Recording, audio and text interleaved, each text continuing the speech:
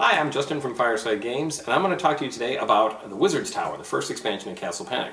Before I do though, what is an expansion? If you're new to the hobby, you may not be familiar with it.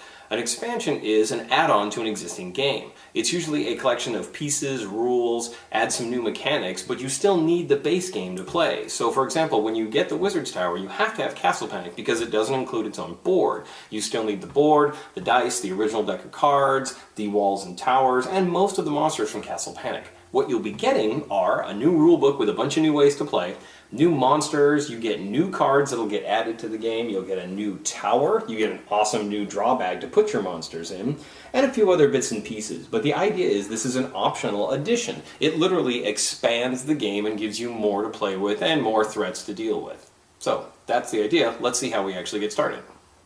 To set up the Wizard's Tower, the first step is to remove pieces from Castle Panic. Specifically, you'll be taking out 2 giant boulder tokens, 1 each of the green, blue, and red monster move tokens, 6 goblins, 6 orcs, and 5 trolls. That recipe's in the rulebook for the Wizard's Tower. Then, you'll take all the remaining monsters from Castle Panic and add them to the new monster draw bag that's included in the Wizard's Tower. Once these are all in, the next step then is to add the 19 new monsters you get in the Wizard's Tower also to this bag. Now, we draw and add 1 monster to each arc of the board in the Archer ring. Always put the monsters in with their highest health pointed towards the center of the board, just like the standard rules.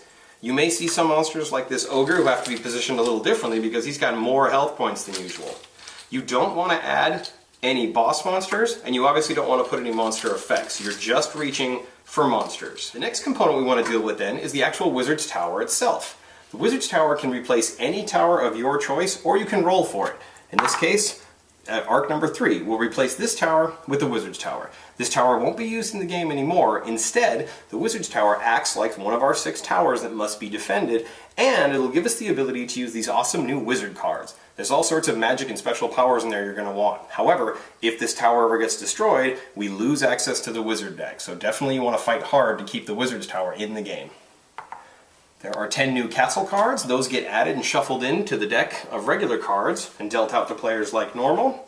Then we get to a last few special tokens. These triangle-shaped ones with only text on them are Harbinger tokens. They're used to determine which of the mega bosses we'll battle.